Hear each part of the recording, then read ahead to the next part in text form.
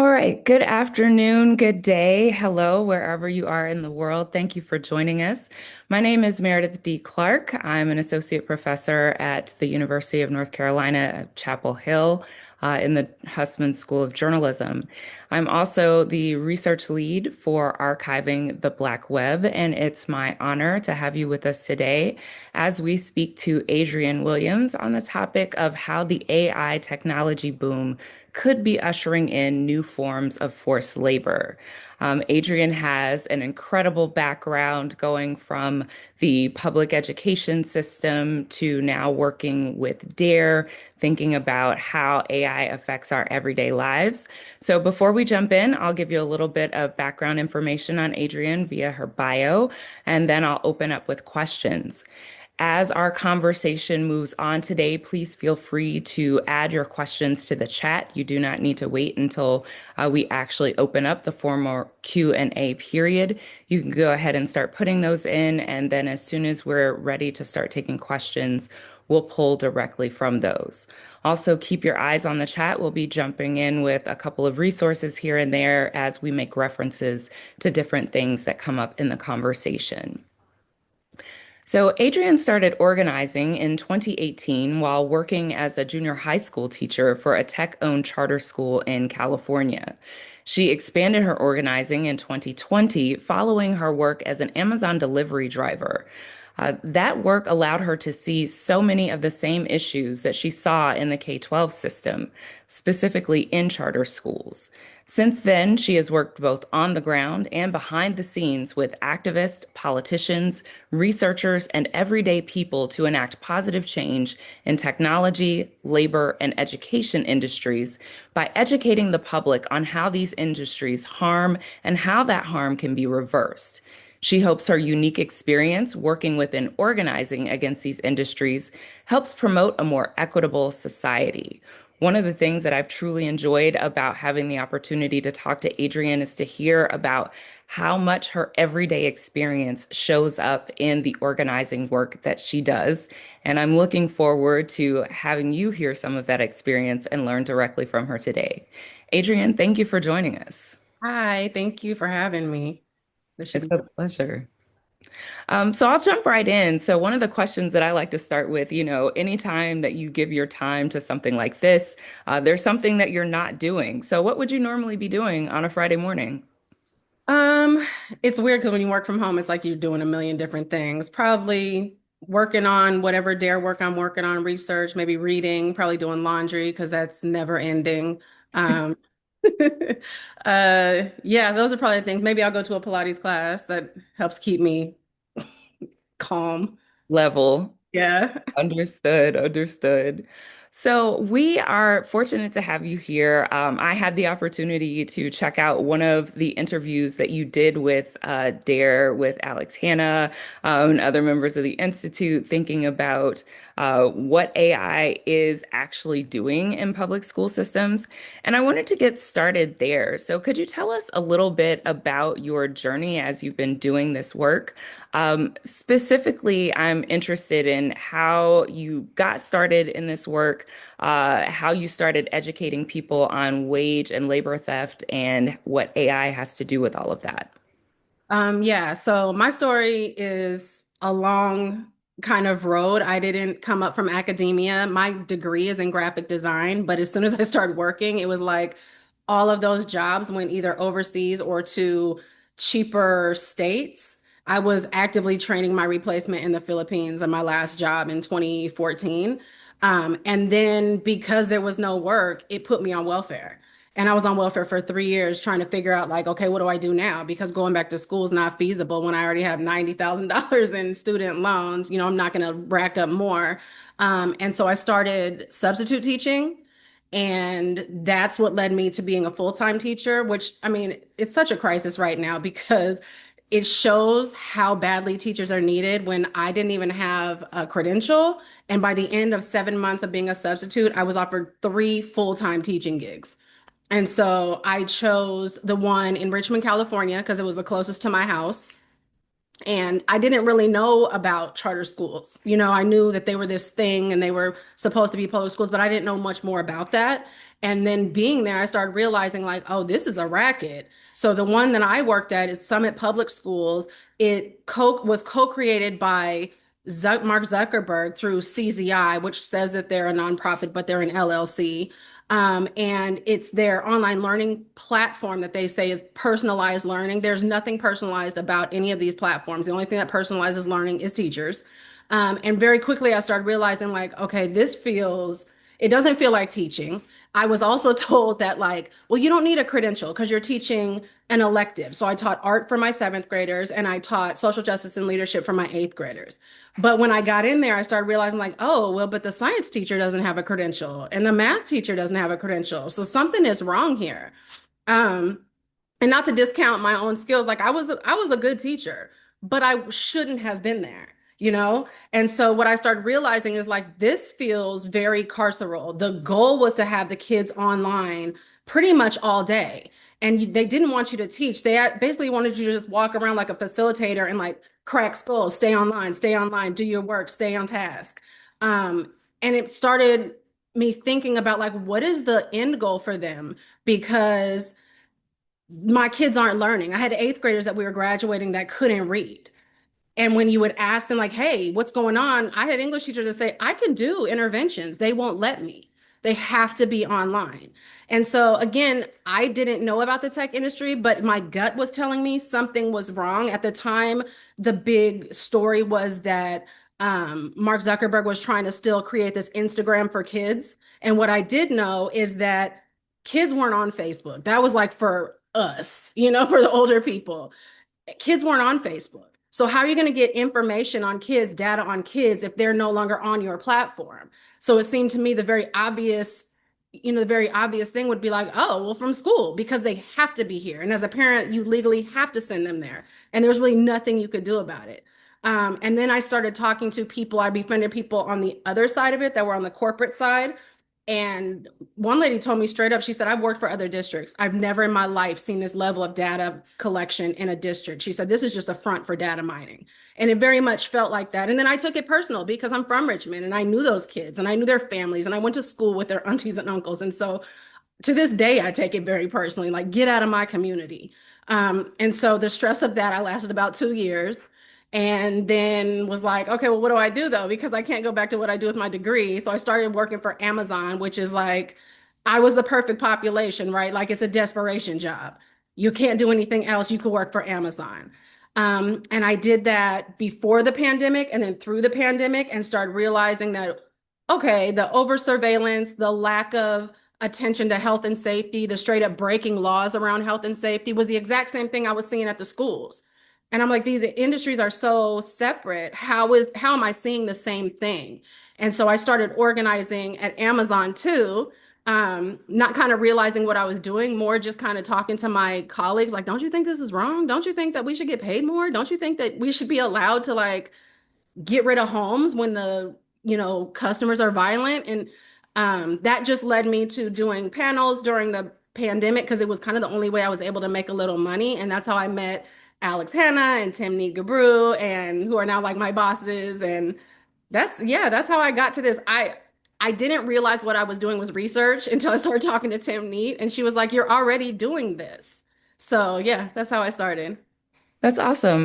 What I love about your story is that it could be anyone's story, right? You're in a job, you notice that there are some things that are happening here that perhaps don't quite sit right, and then you move into something else and you start making these connections. So it's really just about being observant and really trusting your own gut. I want to go back to something that you mentioned, though, about your role with the students and how you were kind of a facilitator. So it sounds like in these schools, the students were online most of the time. Like, how was the classroom set up? And what did those daily interactions look like where students were actually generating data? So in my classroom, I actually never let my kids be on their computers. First of all, I don't know how you teach art on a computer. That doesn't make any kind of sense. So when I started realizing what was happening, I didn't let my kids be on their computers. even though the platform, like this is why I think they get a lot of Teach for America teachers, why they get brand new little baby teachers, because it seems like it does the work for you. You go on the platform and you say, I'm teaching, math, or I'm teaching social justice, and there will be a curriculum there for you. And you can just, I want this, and this. And it can be all the lessons, all the this, all of that. For me, when I tried to do that, there was only one thing for social justice, and it was like that speech that LeBron James and some other basketball players gave at the ESPY Awards, and that's it. Like no Arthur Ashe, no Colin Kaepernick, no Muhammad Ali, no Olympics, no nothing. It was embarrassing. So because of that, I um made my own curriculum and I did everything like analog because what I also noticed is they wanted teachers to upload all their curriculum and then anybody gets it. So you're not getting paid for your work again. But in terms of what it looked like in other people's classrooms, it was everybody had their computer out. And the teachers were basically just walking around to make sure the kids weren't distracted by other things. But the way the platform worked is like you're still getting pop-up ads. You're still getting the one I always talk about the most that just stuck with me is I was walking by and one kid got a pop-up ad that said Us Weekly. We want to tell you why Rihanna doesn't wear pants. And I'm like, you think a 12-year-old boy is going to pay attention to math and science, or do they want to understand why Rihanna doesn't wear pants? Like this just seems to me like so ridiculous when you're supposed to be learning. And it wasn't a good learning environment. And what I noticed is my kids that came in fresh were energetic, they were happy, they were, I mean, junior high kids are wild, don't get me wrong. I find them hilarious, but they're wild. But what I noticed was my happy, energetic kids by the end of the year were agitated, irritated, fighting.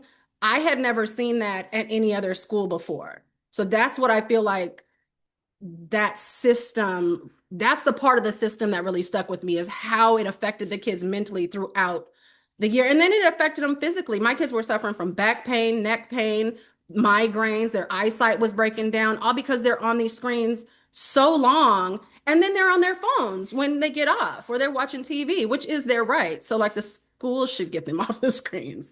Right. So, I love hearing you say that you made this effort to get your students off the screens, but we know in some of these other situations that was the modality. That's the way the content is delivered. And then by doing so, and I can make reference to Canvas with our learning system that was just hijacked a couple weeks ago. There's data there. If you interact with the system, there is data there, and someone is benefiting from this data. You said that you were able to make connections between the work that you did in K-12 and how these students were generating data for companies that was being used in ways that perhaps, we don't really have an idea of, or there's not full disclosure of. But you saw something similar with your work as an Amazon driver. Can you tell us a little bit about what is it like to be an Amazon driver? Like take us with you. Okay. You get in the truck and you go and what's happening? So you get in your van, you go to the Amazon warehouse, you load up all your stuff is waiting for you. The warehouse workers do that. I think the biggest misconception when people hear Amazon drivers complain is that like, well, you chose that job. That's just the job. The job itself is actually not bad. I kind of enjoyed the job itself. You're out in the air. Most customers are so happy to see you because they're getting whatever they want. You get exercise. I was in great shape. You walking up 5 flights of stairs with boxes a million times a day. That part is good.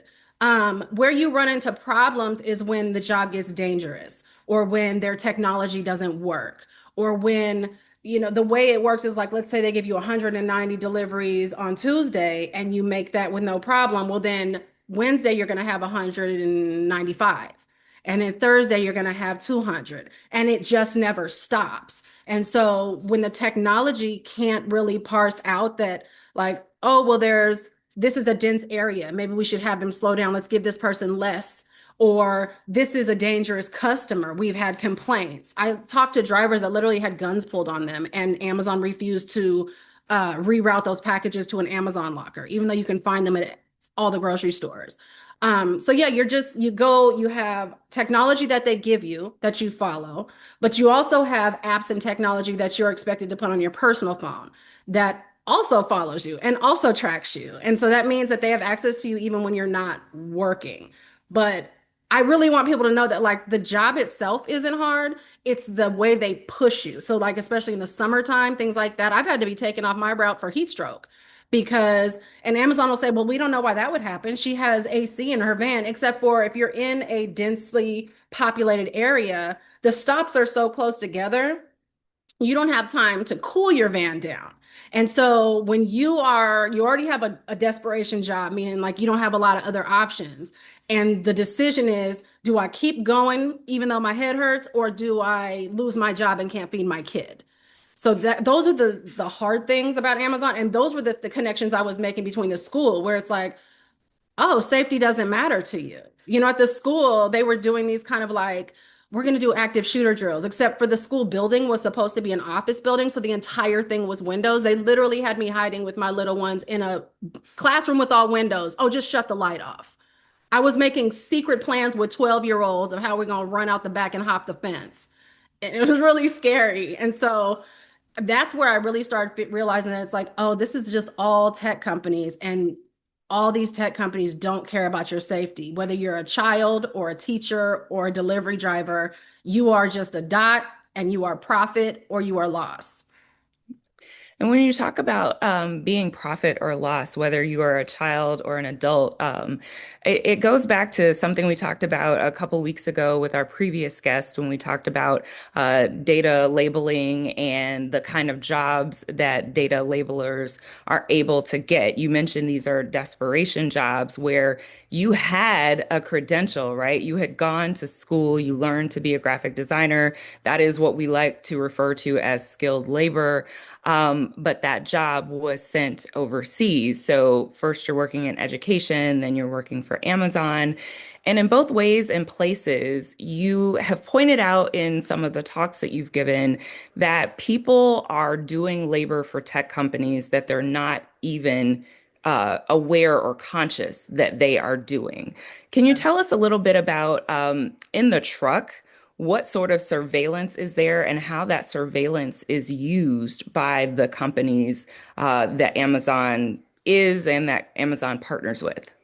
Yeah, so I will say that Amazon, just like Meta, is very slippery and it's hard to find what they do with all the data. But Jeff Bezos' whole mantra is like, if you have data, you win. Like that's where his whole head is at. So I know that every little piece is being utilized. And with Amazon, it's a little different than the schools.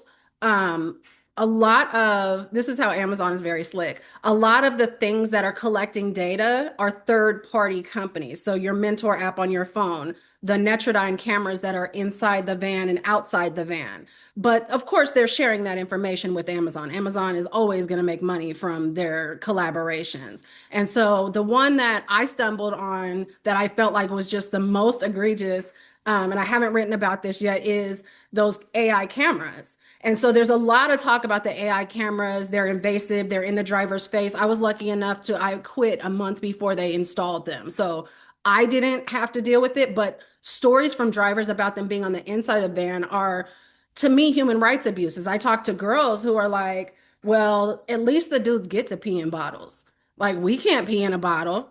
I've talked to women who are like, we pee in a garbage bag in the back of the van. I've talked to women that say, if I'm on a route and I know I can't, like I'm a rural area and it's going to take me 15 minutes to get back to a bathroom to change a pad, I got to do it in the back of the van. And then I know that my manager can see that if they absolutely have to. So when you have these like bodily functions being handled in the back of a van that's being recorded 24/7, that really starts to be a human rights issue. But the other part of it that people don't talk about very much is how the vans are also equipped with 360-degree views on the outside, collecting road data.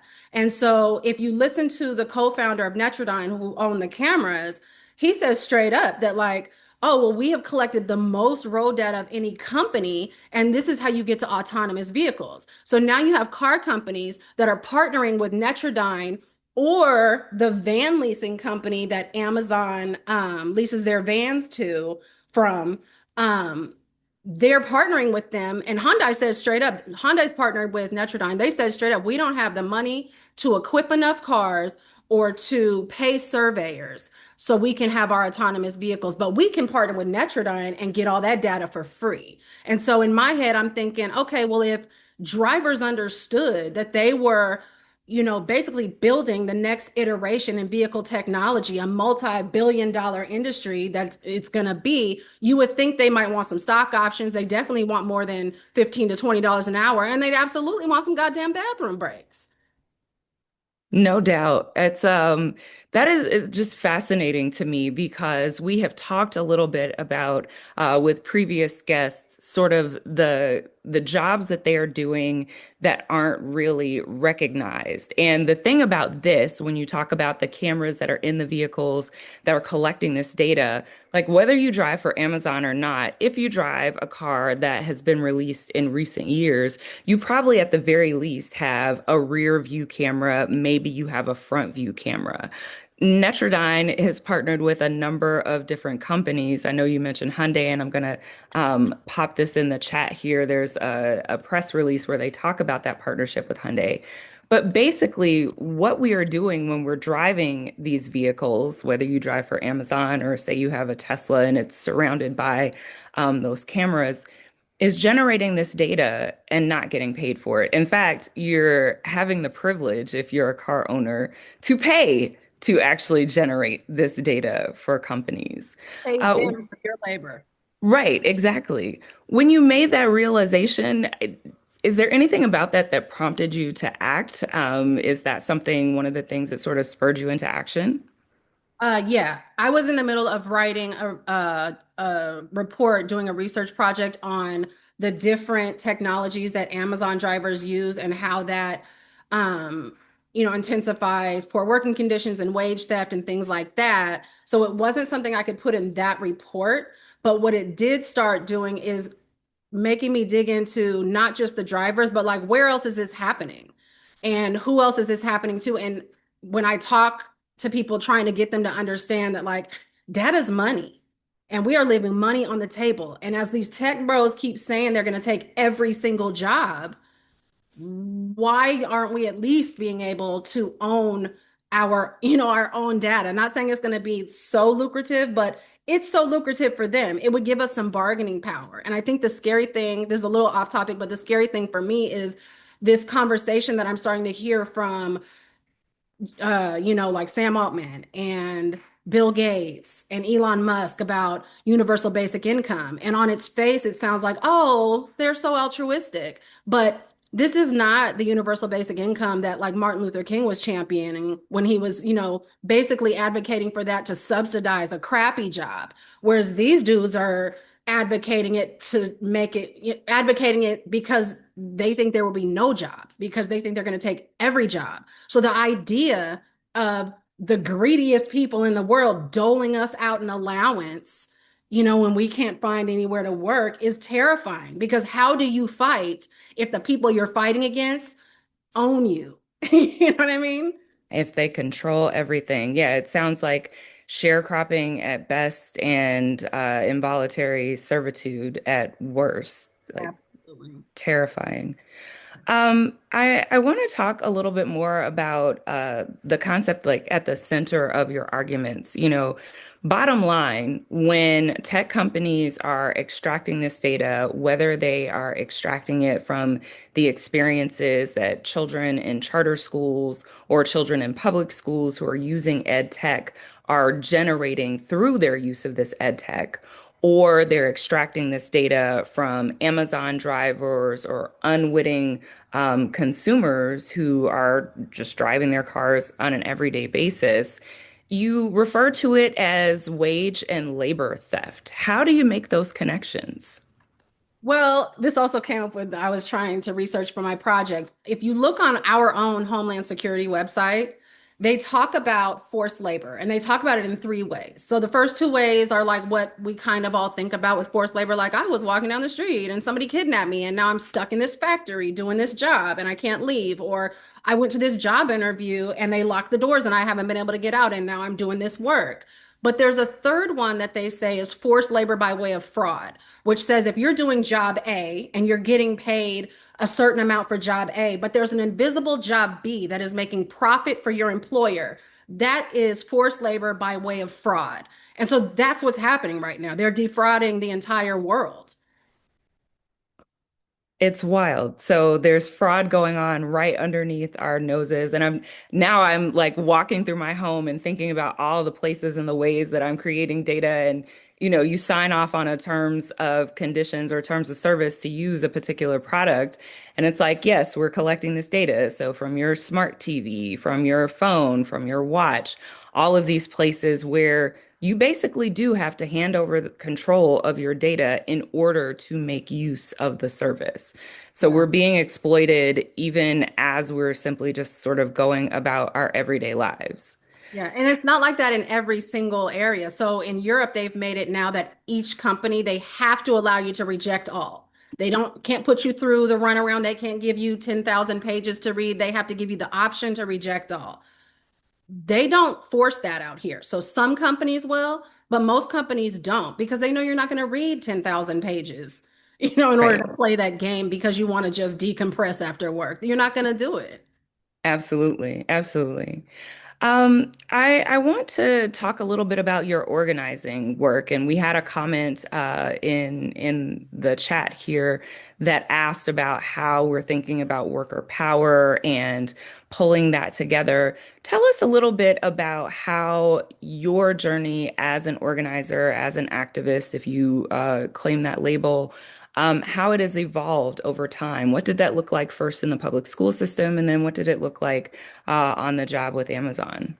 Yeah, so I actually don't consider myself an activist. I always say my goal at the beginning, I was so naive, was just I wanted to say like, hey, who's in charge? Okay, here's all the stuff that's going on. I'm gonna hand this to you, then I'm gonna go live my life. Like that was the goal. But here I am, like almost 10 years later, and nobody. I always say, like, I'm just a mom trying to figure out who's in charge. Like that's really where this came from. Um, Organizing is not fun. It's not, it doesn't seem like it, but I'm kind of introverted. Like I don't like protesting. That it freaks me out. I don't like large crowds. It freaks me out. But when you get to your wits' end, when you get to a point where you're like, I am going to starve and so is my child, you have no other you have nothing else to do. And so organizing is a very strange thing, especially in a country that doesn't value workers, in a country that doesn't care about unions, and in a country where unions, a lot of them are, they need to get their shit together. I mean, I spoke with Teamsters, I spoke with ILWU, and many times the conversation was around how like I need to be willing to put my life on the line, and I'm like, I'm not dying for y'all. I have a child to raise. This shouldn't be this hard. And so even now when I push for like what we say worker power, many times I'm like, leave the workers alone. They're exhausted. Many times what they're fighting for at this job is not the only job that they have.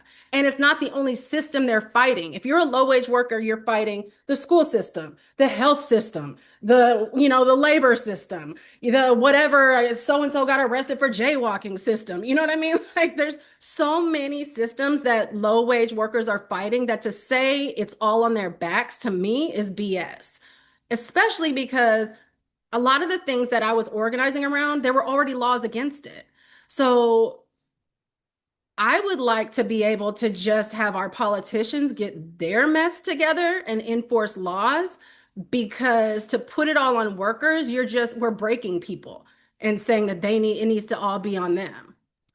Right. It's like asking the people who are in bondage to emancipate themselves when the folks holding power are the ones to appeal to.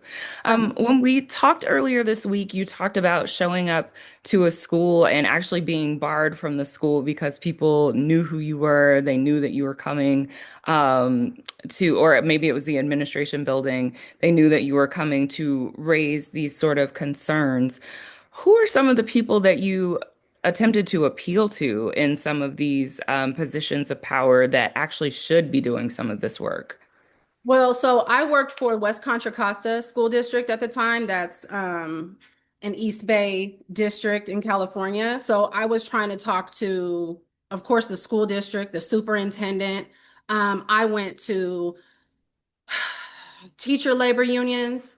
I went to the ACLU, who told me wait, let me make sure that CZI didn't give us money this year. That'll determine whether we can help you, and I guarantee that'll determine whether you get any help at all.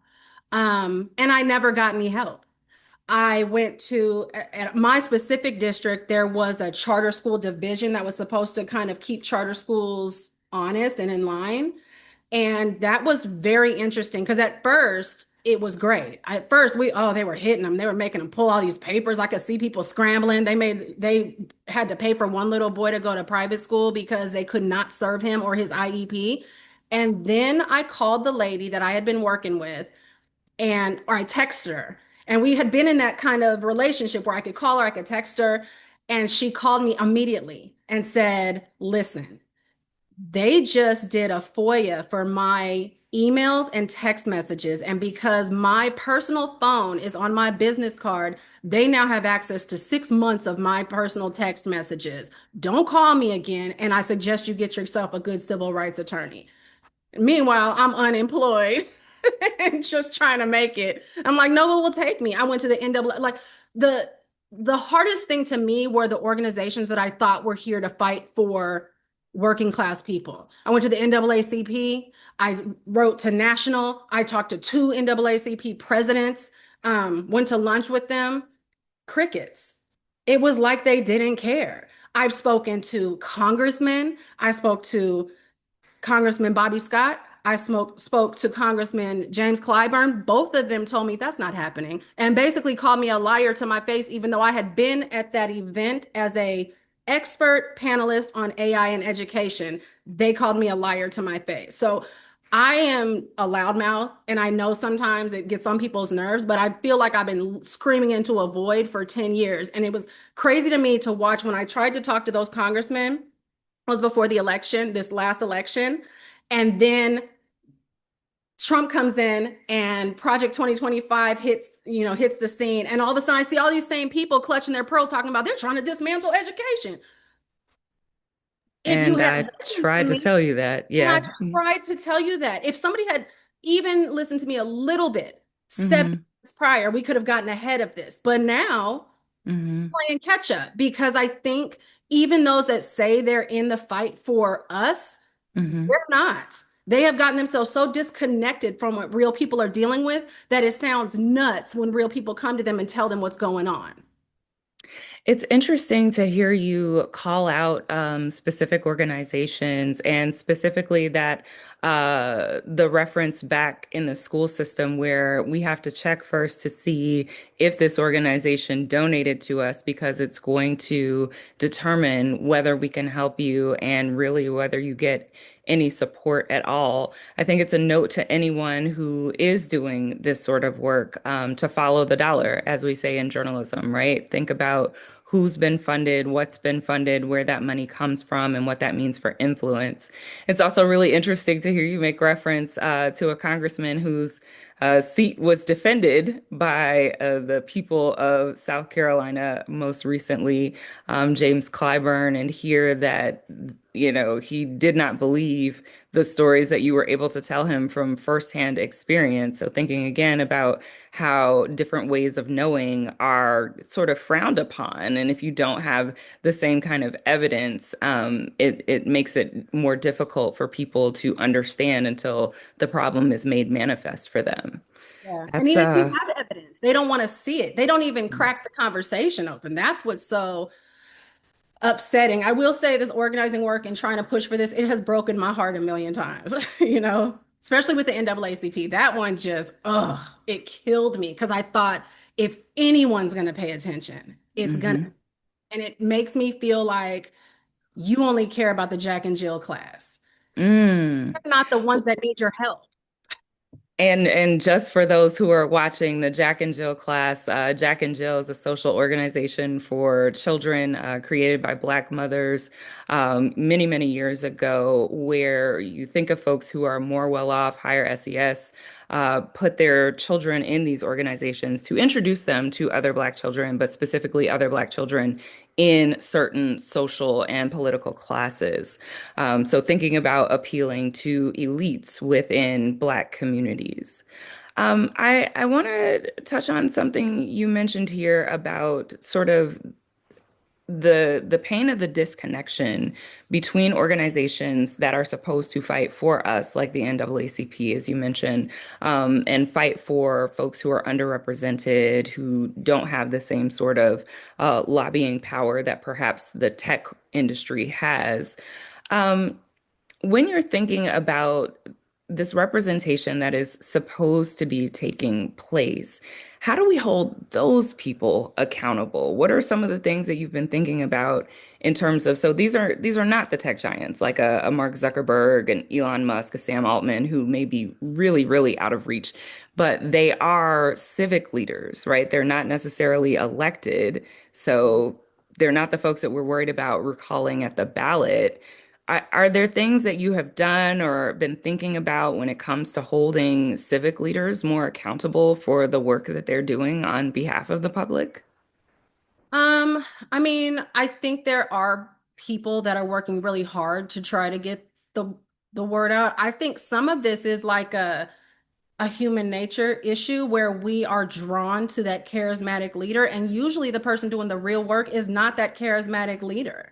Um, that's what I've been thinking about a lot, especially since the Cesar Chavez information came out. And I hear these weird comments about, like, well, look at Dolores Huerta. She really put the movement before anything else. She let little girls get raped. Now, I'm not putting that on her because I can't even imagine what was going through, like the weight of what was happening. But like, we have to get away from saying that like one person created this movement and led this move. There are no movements without a ton of people. There's just one person yelling. You know what I mean? So we have to stop pinpointing a dude, even if it's a lady, a person that somehow is like the end all be all of a movement. It's damaging, because then what happens is if that person turns out to be a snake, people are afraid to say anything because they think it's going to crush the entire movement. We have to spread it out. We have to make sure there's no head to our snake, because then you can keep moving up. But if you get one charismatic leader and he's a clown, nobody wants to say anything. Very much hearing some of the work exactly. Someone popped it into the chat about Ella Baker, thinking about big leaders and those people who are at the forefront of a movement when it really needs to be, hearkening back to our movement for Black Lives Days, a leader-full movement that you've got multiple people at multiple levels in multiple places who are able to advocate together. That also leads me to unfortunately, some of the ways that our civic and elected leaders fail us by sort of falling prey to AI hype, and specifically the interventions that are positioned as trying to gain ground for communities that have been systematically marginalized and underinvested in. So, one of the things that I hear a lot when we talk about AI and the use of AI in schools is that if we don't use it, we're going to be left behind. How do you think about that messaging and ways that we can sort of reframe what's being talked about when people say that these technologies are essentially going to be a savior or a balm for all of the ills that we're experiencing in systems like education?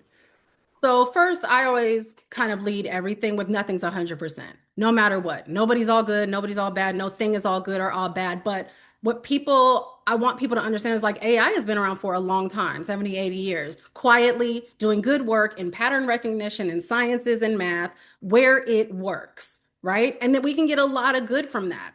It's when they try to move it to being a person, being your teacher, being your nurse, being your therapist, being your girlfriend, that's when the harm comes in.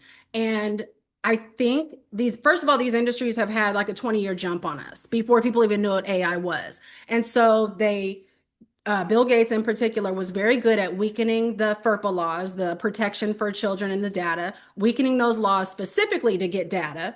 But also, they're so good at like understanding the society we live in and saying, like, I know how to get them. So they tell poor communities, like, oh, you better make sure that, we want this in your school because you deserve it. You go to rich schools, they have all the technology, they have all the Chromebooks, they have this, that, and the other. And we want to make sure that you have it too because we care about the community. First of all this philanthropy is cosplay. like all of it. It's trying to be a power player. How do I do it? Philanthropy. But the reality is that if you go to these really high-end schools that tech leaders send their kids to, they are low tech or no tech schools because they recognize the danger. Our kids don't need to be trained on AI. What do they need to be trained? How to prompt? How to ask a question? No, it's nuts. But what it's doing, because we have scared district leaders who are so desperately trying to work for their communities with less resources every year because of charter schools. We've scared them into thinking that if they don't bring this into their schools, they're doing their communities a disservice. And they bring people in that is very akin to like, oh God, what's the word? The medical, like when they were getting older. Consultants? Thank you. When they were selling, fentanyl back in the day or oxy back in the day, this is how they do tech, right? So they're bright and shiny and always attractive, and they come in and they sell these ed tech products and they tell them how they need it so much, and they brainwash these poor people in the district who really mean well, but are not able to do the research to understand what they are buying into. And part of that is by design. The charter school movement has chipped away at the resources for public education. So, like, if you really wanted schools to thrive, every principal would have a vice principal, every teacher would have an aide, there'd be nurses and therapists, and there'd be enough security on campus that knew the kids that you wouldn't have to worry about violence. And they try to say that, like, oh, well, these violent communities. No, it's a skeleton crew. So it's Lord of the Flies. Because if a child thinks that the adults can't protect them, then they are going to protect themselves. So Like, thinking about this, no, really, I love it because you're hitting on something that stands out to me. We just had a report here in North Carolina about one particular charter school that received over $1 million, a singular school, where this money comes from public dollars. It comes from taxes, and it's being redirected into essentially what are closed systems so that only a handful of children are receiving any of the benefits. And even then, there's a trade-off for what they're getting, right? Their data is being taken. There's not the same kind of oversight that you can have or are supposed to have with a public school. So on a number of different levels, we've got a problem to confront that doesn't just find itself limited to AI. absolutely. Because there's two sides of it, right? There's AI in the classrooms, but there's the data collection to create AI. And the companies are actually more concerned about the data collection to create AI. And they don't really care if your kids graduate or not, even though they're gonna graduate them. At the school I worked at, they were straight up falsifying, documents. When I went on stress leave right before Christmas, and I never used their platform to do grades or anything. I did everything on an actual grade book. And I kept trying to get in contact with my principal, being like, hey, let me give you grades. Let me let you know what's going on. They wouldn't talk to me. But when I got back, all my kids got grades and all my kids passed. I didn't put it in. So I know that they are falsifying documentation to make it look like their schools are doing good work. But if you look even at like my old school, they have a 99% graduation rate and a 33% reading literacy rate. So that's a Yeah, the disparity is astounding. Like there's no accounting for this. no. That's just absolutely wild. Well, tell us a little bit about what you're working on right now. So I'm working on kind of a part two of the report I already did about Amazon drivers, something that's more in the legal realm. I feel like I'm all over the place because I don't have a set thing that I do. So I'm trying to figure out a way, and I just spoke to a parent in San Francisco who used to be work in tech and is really concerned about them trying to introduce AI in the classroom for her kindergartner. And so, because she's so knowledgeable about it, I was talking to her about like, let's try to figure out how to make a toolkit for parents. Like, how do we make this the lowest lift ever to fight as hard as possible? So, like, can we have templates for letters to your congresspeople, letters to your district, letters to, your principal? Can we have information that explains what all of these things do? Can we have presentations that they can point to or look at so that they can feel like they have the right. Parents have rights. You should have the right to say, I don't want my kid to do that. I had kids when I was teaching who had IEPs that specifically said because of this kid's intense ADHD, he cannot be on the computer. Yet I couldn't even figure out how to print out lessons and no one would help me. So I would watch him in different classes stare out the window, stare at the wall because nobody could give him any work. And he still passed. Which is just unbelievable, absolutely unbelievable. But there's something in that narrative that stands out to me that I think is really powerful. You mentioned that parents have rights, and in recent years, I'd say the last probably 10 to 15 years, this phrase about parents' rights, which harkens back to the phrase about states' rights, which is coding for segregation, right? But this phrase about parents' rights has been used to advocate for charter schools and school choice, to advocate for book banning, and limiting certain materials and teaching modalities. But when you make that reference, you also bring up the fact that parents can reject the use of particular technologies when it comes to their students' educational choices. It sounds like there might be a gap there between the preparation that a district or a school has when a parent does do that. But I think it's really important to highlight that there's control that parents do have and can demand. Yeah. And again, I hate to tell parents, well, you got to go do this thing because parents are tired, especially parents in low income type of schools. There's so much work to be done.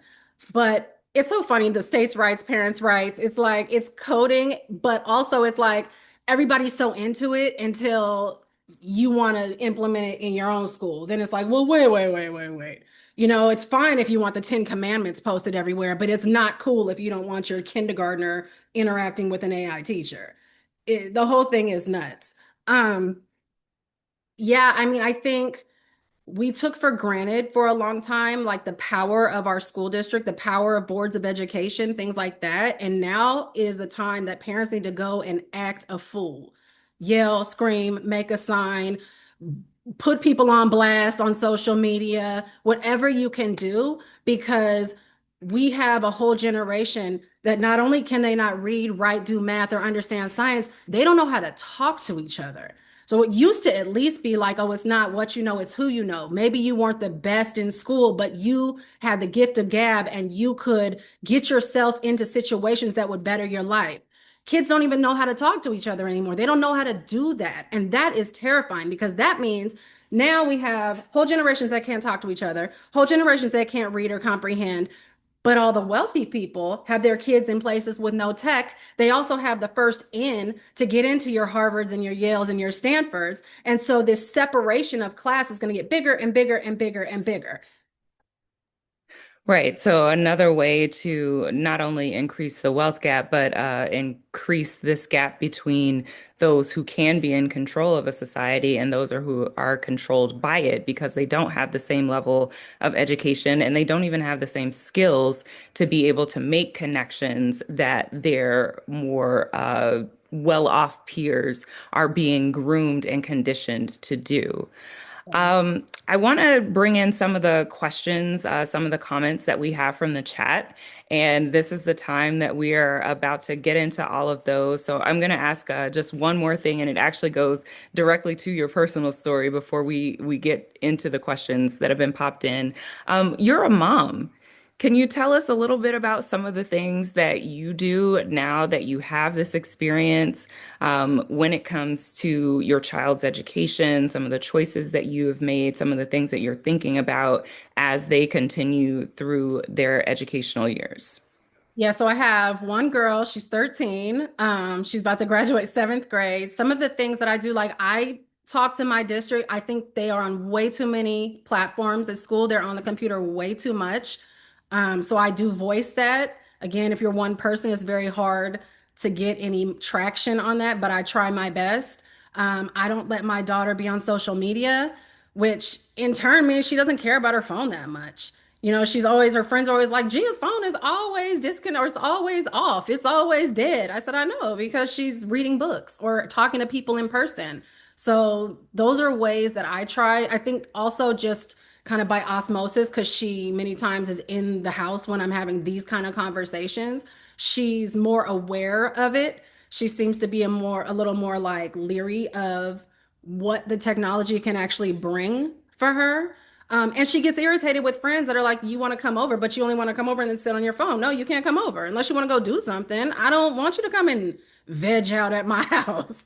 So, I mean, my hope would be that it helps other kids want to do more things because that's what life is. Like, what is this weird virtual BS that we are feeding to our kids? It's not real and it doesn't feed your soul. That's why everybody's so lonely and sad.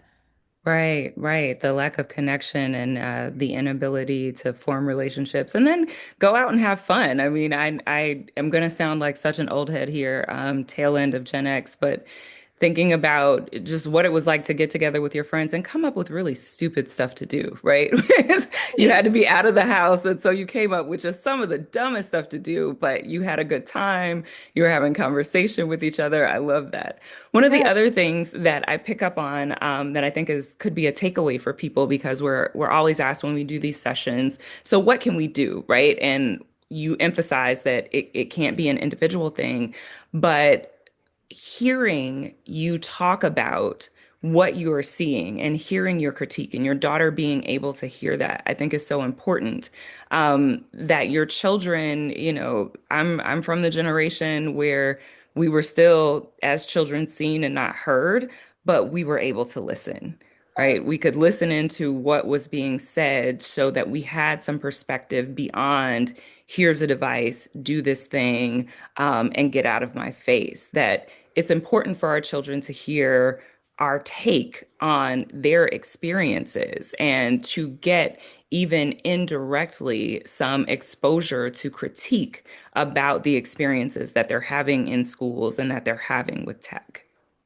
Absolutely. Absolutely. And I think there's a balance between like having those conversations and then shaming your child for liking this toy. Because at the end of Sure. the day, like, all of this harm is coming from essentially wanting a toy.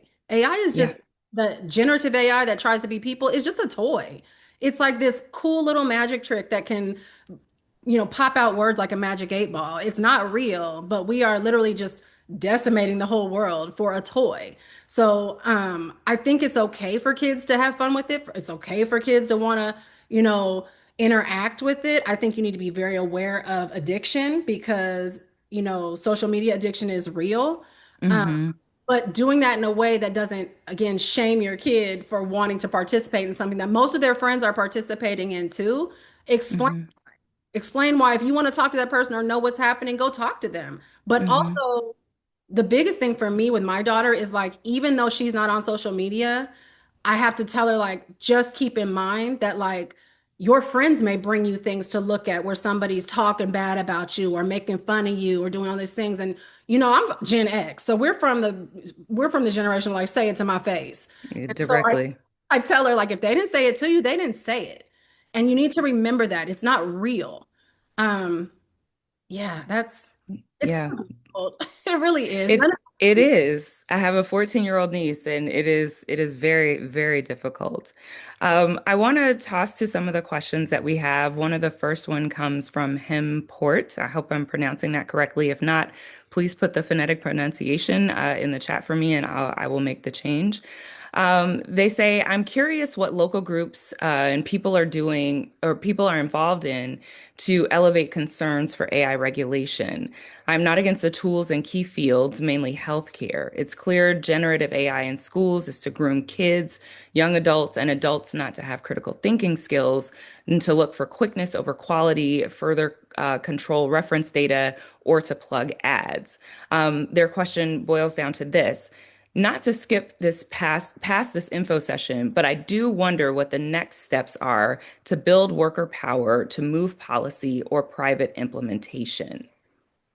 I think the next steps have to be one, this is always my answer for everything right now. We have to figure out how to overturn Citizens United.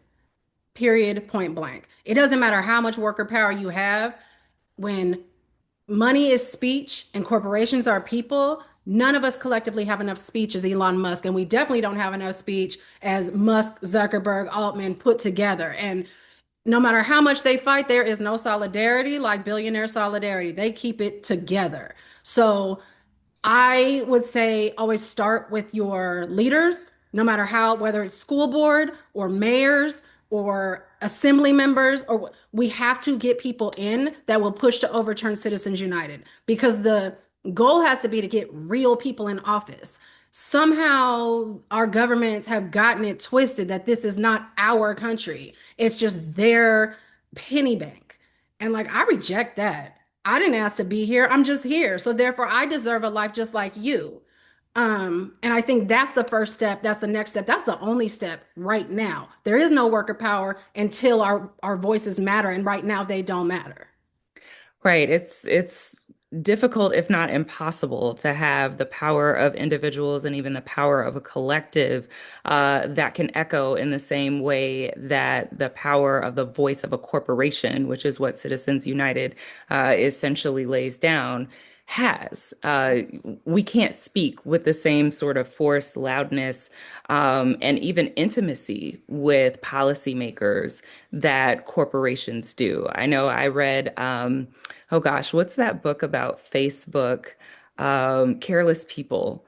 Mm. And it's from a worker inside Facebook who has an interesting take. There's a bit of victimhood in there that I think is misplaced, but uh, basically revealing how these relationships work and how honestly regular people don't stand a chance when you've got a $1 billion company that is able to advocate for itself around the clock with influence for legislators who are simply seeking to stay in office. Yep. I want to go to another point, another question from the chat. This one's from Rosalind Metz. They say, as a Gen X slash millennial, I learned technology by living through its creation. Same.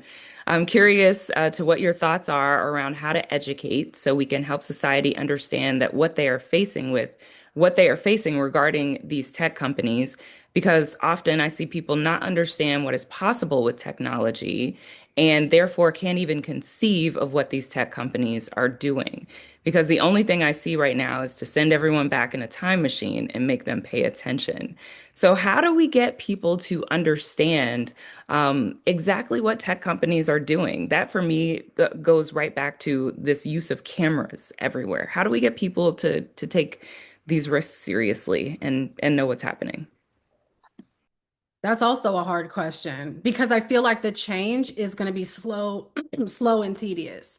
It really is just being willing to have conversations with strangers, with people that don't agree with you, listen to what they have to say. There's some truth in what they're saying. Maybe they are being affected in a certain way. Have some empathy for that and then remind them, but also this could happen to you because of it. Um, I do feel a shift. I feel like people are starting to get hip to the fact that, okay, wait, this tech is not helping us and they're getting rich and we have no resources and this is the problem.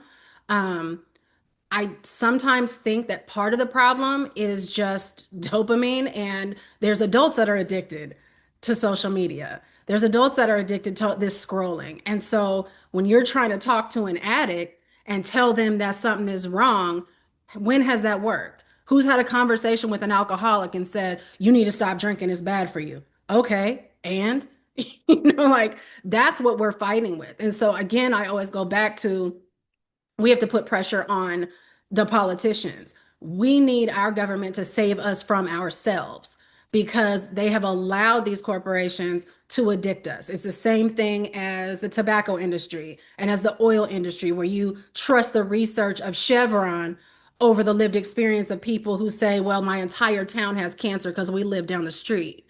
Um, That yeah, that is so interesting because we've been here before, right? These Yeah. aren't new lessons. It's just a newer technology, a shinier technology, one that moves faster and further than the ones we've had before. But we've definitely been here before. We've seen it with, as you mentioned, the pharmaceutical reps who were telling us that That's the word. That's what I was looking OxyContin was fine. It was, a fine and stable pain reliever without consequence. We have seen it with the oil and gas industry and telling us that extraction and fracking were okay and they didn't damage the environment. And so we have seen this with the nicotine industry. I'm from Kentucky, lots of tobacco, right? That cigarettes can actually be healthy for you. They cut down on your appetite, and so you don't have to worry about obesity. So there's something to the idea that history here is rhyming, that it's not something that's new, that we've seen it before and some of the same strategies might work. And this isn't even, to me, this isn't even a tech or a technology issue. This is an issue of greed, and that's it. It's an issue of greed. And like you said, we have been here a million times before. Why we can't use the past to put an end to this is frustrating for me, but I think again it goes back to politicians because it's like when the housing crisis hit, right? And part of the problem is like none of these leaders understood subprime mortgages. So they didn't want to seem stupid in a meeting. Say, oh yeah, that's cool, great. It's the same thing that's happening in AI, where they're coming in like, circus performers and hypnotizing all these politicians, and nobody wants to say, that doesn't make sense. Explain that to me again. Nobody's willing to say they're so afraid of being called stupid that they are letting them just bulldoze us. And it has nothing to do with tech. It has everything to do with greed. Indeed. I want to take up another question. This one also comes from Himport. Is there a push for socialism in your research? Law and business is structured around generating profits and controlling access to resources thereafter. There has been selective protections that are being challenged every day. And nonprofits have long been disenfranchised and forced to fight for resources. Curious what or if you are advocating for a different economic political system to cure this forced labor slash enslavement nature of capitalism you've analyzed in your research. Yeah, so this answer doesn't make people happy usually, but I honestly don't know what would work because all of these isms, capitalism, socialism, communism, in their purest form would work. If you had an altruistic leader that loved everyone and wanted everybody to survive and thrive, communism might work. If we've seen capitalism ever be in its purest form, I don't think I have. I don't even know if it might work if it was in its purest form.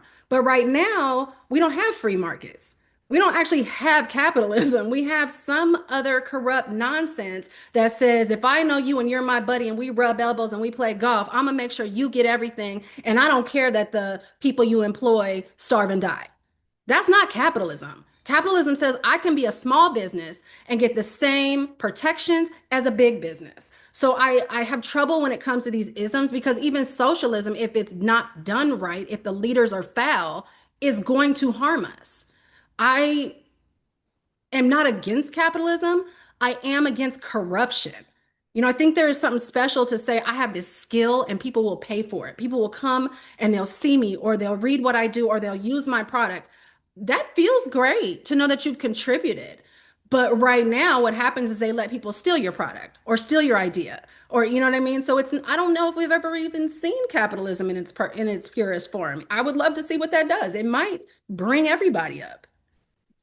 Yeah, our archiving the Black Web co-founder Makiba Foster pops into the chat and says yes, that we're living through a kleptocracy where folks with the money have the ability to take and take and take from folks who don't.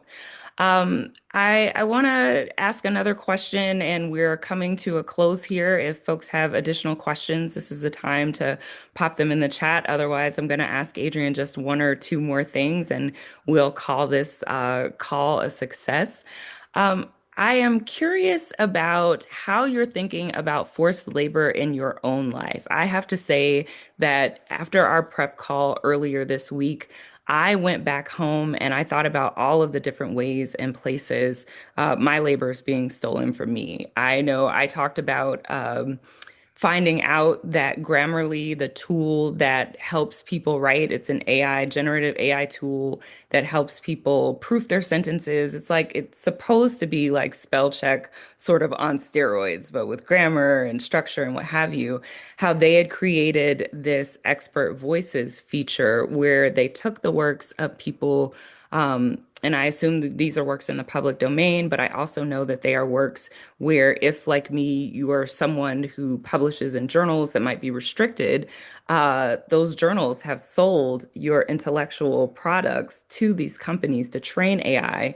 And thus, they came up with this feature that would give you feedback based on the way a certain person would write. So the story came out, and it was about a number of journalists who were expert voices on this platform where we had never consented to our participation. We'd never consented to the use of our names. And we certainly didn't consent to the use of our writing styles or our voice there. My fear with that is that I will write something, it will be original work, and if I submit it, it will get flagged as AI because there is a generative AI tool out there that has been trained to sound like me. So I'm curious for you as you look around, where are you thinking about concerns for forced labor and wage theft in your own life? Um, Definitely with Google because anything you write on like a Google Doc or something like that, they take. Um, Pretty much anywhere. It's scary. I've been told that I had to be on at least like one social media, especially when I first started. So I am on LinkedIn. Um, I'm not on a lot of social media. So because of that, I find that that cuts down on the places where I think they're stealing.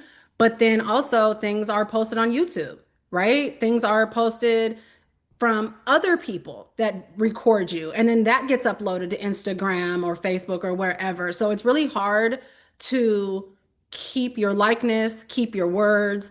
I've written some op-eds. They're in Newsweek or Visible Magazine, and now, those are going to go out. Um, it's weird because we get a lot of emails from students who say, "Hey, I had my final paper and they failed me because they said it was artificial intelligence and it wasn't." Those things don't always work. And so it's hard to say what to do right now except for just raise hell because nobody's reining that in. Like you're not supposed to be able to take somebody's intellectual property, but all of a sudden it's like it's okay. It's the same way they did with Uber and Lyft, right? Like you were supposed to have this system where you buy these medallions and then this happens and then this happens. And they let the tech industry come and just cut all of those workers off at the knees. And it's the same way that they're doing to writers now, where it's like, you're supposed to pay me for my intellectual property. Oh, except for these dudes, they get to take it and they don't even have to tell you. And they can say that their algorithms are proprietary, whatever. And so we're not even allowed to see what they used. That's got to be changed. Like if we talk about rights, I have the right to see who trains your algorithm. I like that. Yes. I want to know exactly what data you're using and how it's being used. Some blanket disclosures that we're using your data. I just dropped one in from LinkedIn because you mentioned being on LinkedIn, and we found out some months ago that LinkedIn is using data from the platform to train AI systems. So thinking about the posts that we write there that people are starting to write to generate traffic and be influencers that way, and how they are also being used for generative AI purposes. I'm going to go to another question from the chat. This one's from Preeti M. How do we resist the push for AI use in schools? The college and school system I graduated from is pushing for AI use by college students, for example, by providing free ChatGPT accounts to students and encouraging professors to use AI in the classroom. And I can certainly attest to that. We are being pushed to use it and apply it at every single turn. So, how do we resist these pushes? Well, as a student, I might tell the school straight up, like, wait a second, so I'm getting a discount then, right? If you're gonna have all the professors using AI to do the work, then what am I paying for? I could do that at home. It's easy. I almost think it'd be easier for K through 12 to get through to people than it is for the universities. Universities are struggling right now. People can't find jobs with their degrees. And so I think they're trying every way possible to cut corners to keep staff and have students come in. But I would have those conversations with professors or, university upper ups about like, no, that's not what I'm paying you for a person to tell me what's going on, to talk with me, to lead conversations. If you're just going to have me, listening to AI curriculum and then pumping out AI curriculum, I can go get trained by YouTube at home. With K through 12, there are outlets, there are school board meetings, there are districts. You can go to your superintendent, and I would encourage people to do that. I would encourage people to try to like find the time and write something. And then if you have to send that same something to 100 different people, just keep flooding them. Do it every day if you need to. I can testify to the fact that like I got my daughter moved out of West Contra Costa before I moved to Sacramento into the Albany School District because it's just a better district. And it was because they were probably like, get her out of here. Like I was like, I'm about to file a Williams complaint. I'm about to sue you. I wasn't going to sue him, but I had such a paper trail of being a bother that they just gave me what I wanted. So it's annoying, but that's really what you do. You have to be that person where they're like, just get that person out of here, give them what they want.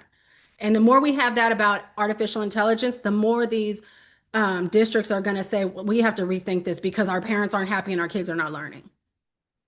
One of the arguments that I heard from a colleague, which I think is just so powerful, is that for those of us who work in public education, whether that's K-12 or higher ed, that everywhere we are generating data that's being used by an AI system, and we're not getting compensated for it at the very least, but honestly, it's usually happening without our knowledge.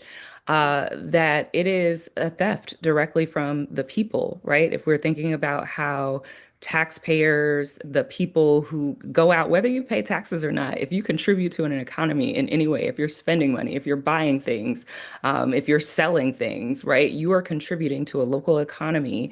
And those local economies are what fund public schools. So if you are taking the intellectual products of the people who work for and are educated by those schools and selling them to different companies or using them without permission and without knowledge, what you are actually doing is stealing directly from the public.